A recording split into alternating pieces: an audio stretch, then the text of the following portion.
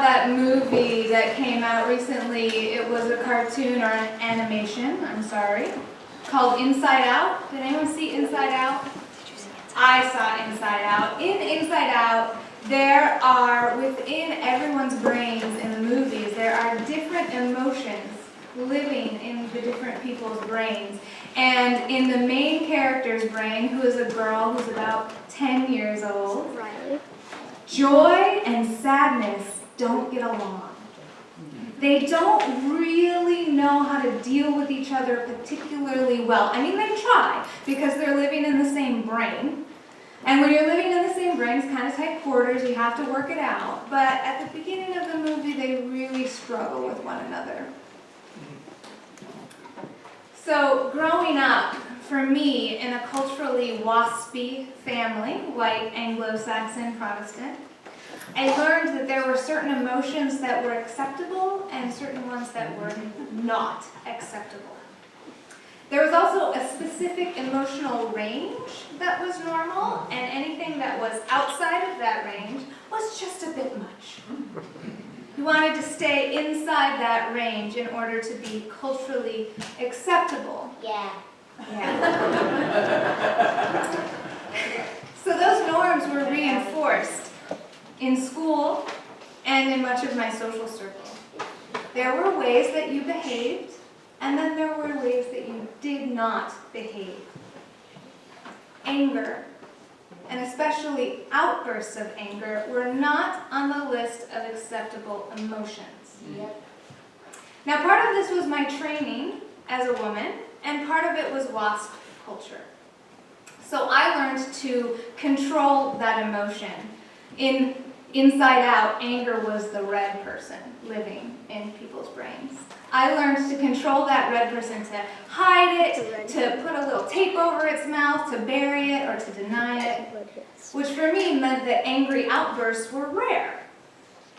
But when they did happen, they were rather severe.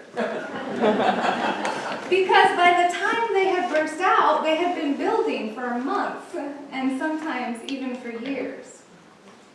Well, now in my wise old age, I am coming to admit that I do, in fact, have a little angry person that lives in my head.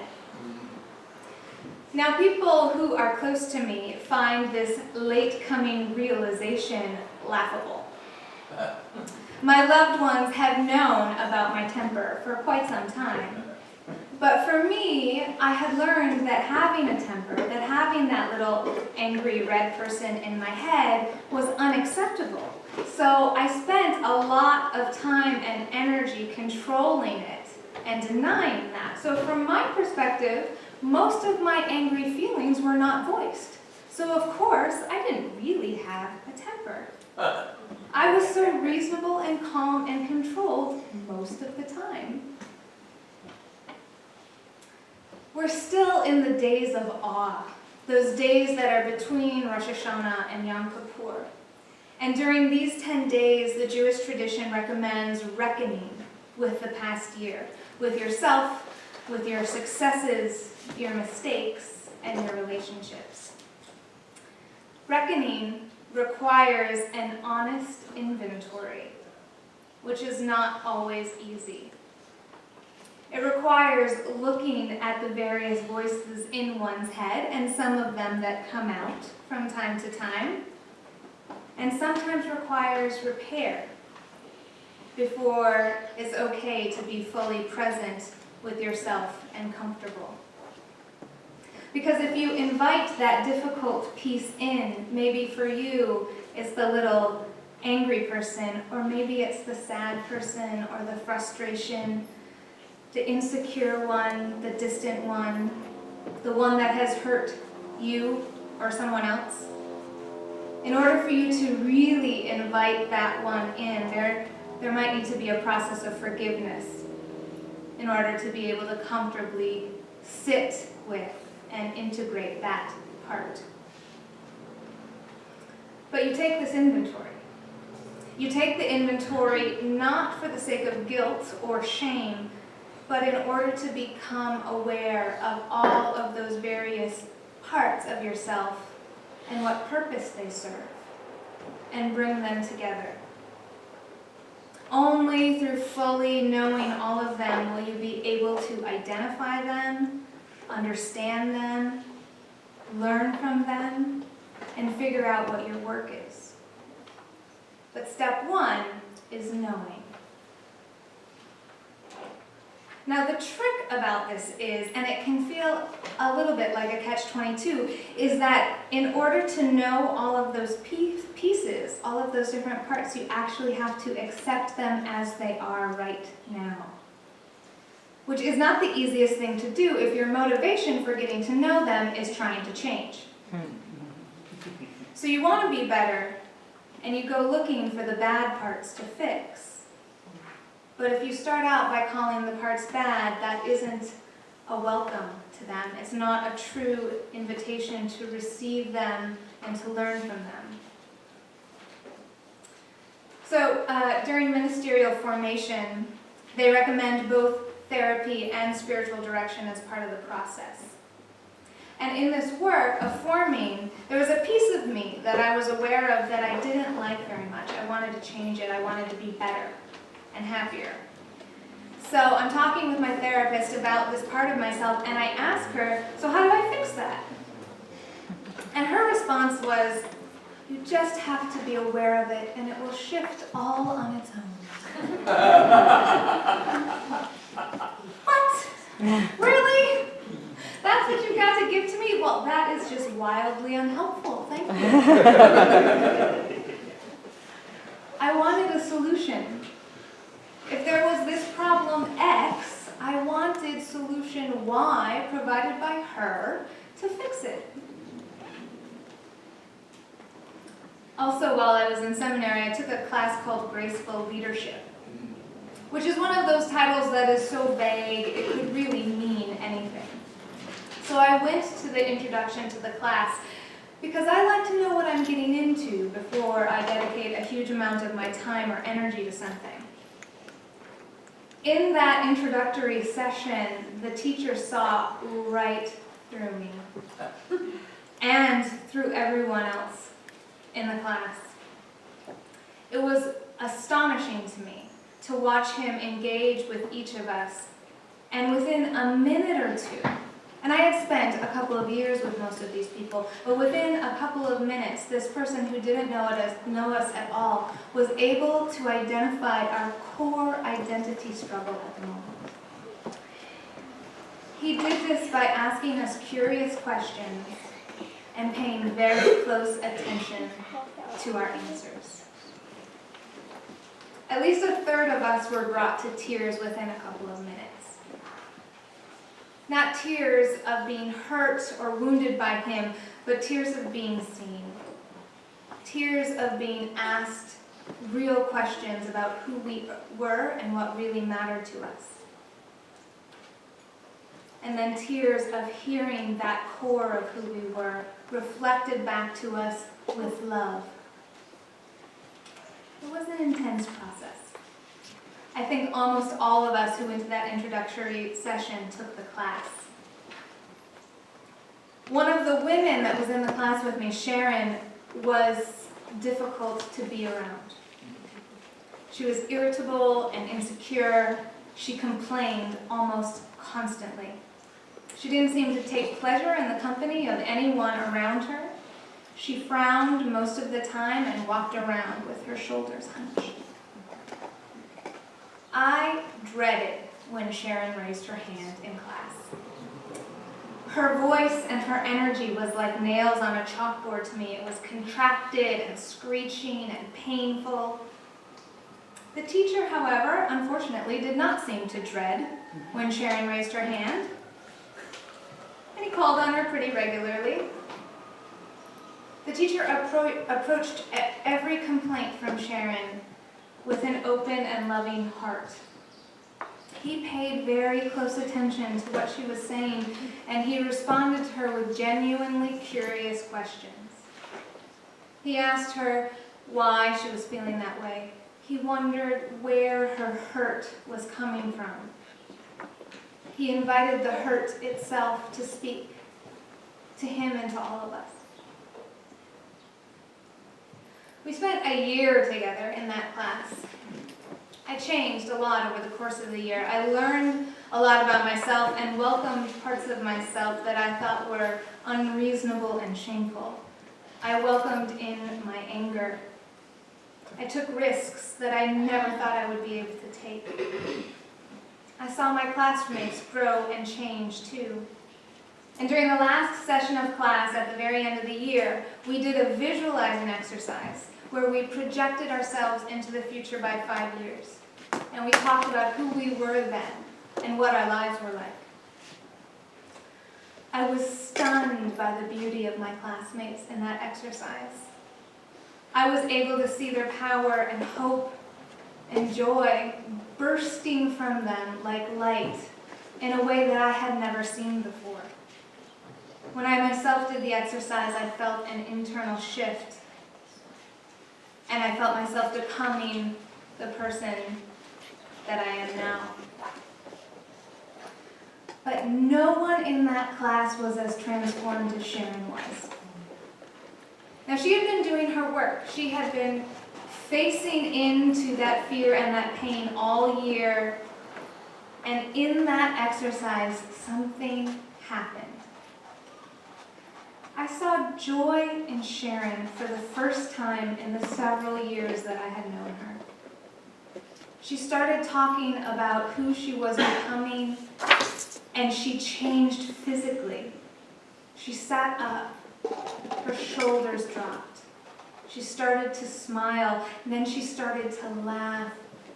Her voice lost the contraction, lost the creakiness that she had been holding in it. She began to talk excitedly, buoyantly. In that moment, I loved her. I loved her for the first time, but that version of her was the one that the teacher had seen all along. He had loved her every step of the way, had invited in and opened and welcomed and loved every insecurity, every complaint, every anger, every frustration. He welcomed them all. And Sharon took that cue and she welcomed them too.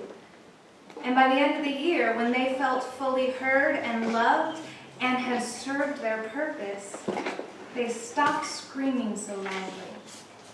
And she grew into a self that was less weighed down, more fully free to be, to love and to be loved. And I can tell you, because I still know her, the change lasted. She is a different woman today. She knew herself better at that moment, and now she knows what she wants to do with her life. She's in a new relationship that makes her so giddy that every time she talks about it, she laughs. And she's happy on her career path. So, an acorn has 3 main parts.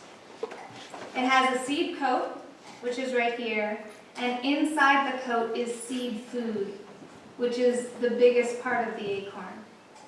And at the very tip of the acorn, there is a tiny little seed. The author William Arthur Ward said, "It is faith that allows us to see a beautiful blossom in a bulb, a lovely garden in a seed, and a giant oak in an acorn." But it is not faith alone. It is also understanding. As Unitarian Universalists, we like to have both of these things. It's understanding how the bulb or the seed or the acorn work. It's knowing that acorns fall right now, that they are right in this season, just when the oak trees drop them. It's knowing that acorns need time. They need quiet time to be dormant. And then, after a dormant season, when the snow melts and the sun warms the ground, understanding is knowing that acorns grow from the seed by eating the food that they're nestled in, and then breaking through their hard shell. All of our parts serve a purpose. Our hard outer shell can sometimes protect us from predators. And then within, all of the different parts are food that nourishes the seed to grow. Rumi writes, "This being human is a guest house. Every morning a new arrival. A joy, a depression, a meanness. Some momentary awareness comes as an unexpected visitor. Welcome and entertain them all. Even if they're a crowd of sorrows who violently sweep your house and empty it of its furniture, still treat each guest honorably. They may be clearing you out for some new delight. The dark thought, the shame, the malice, meet them at the door laughing and invite them in. Be grateful for whoever comes because each has been sent as a gift from the beyond." Knowing each part fully is the food that will allow your soul's seed to grow, to break through its protective casing by providing just the right nourishment for you to last through the first tender time and emerge into the sunlight. The acorn needs all the seasons. The fall, the dormant quiet of winter, the emergent sun of spring, the strong growing season of summer. With nourishment, attention, and time, the acorn grows into an oak. Each part and each season has its place and its purpose. Right now we are poised halfway between the light and the dark seasons. On Wednesday, day and night are going to be perfectly poised against one another, equally balanced on autumn equinox, just having finished the days of awe. So we are leaving summer, and its long, hot days, its parties and its pace, its doing and its awesome connection. And we are moving forward towards winter, towards the cold and the dark, the quiet and the turning inward. But we are right here now, about to approach the equinox, which reminds us of the balance in all things. A time to plant and a time to reap, a time to be born and a time to die, a time to mourn and a time to dance, a time to love and a time to hate. It's time now to take inventory of our souls, to pause in this hanging in the still point between day and night. The fall is upon us, the season of acorns. May we use this time to know ourselves fully, to use that knowledge for nourishment and to grow. May it be so, and blessed be.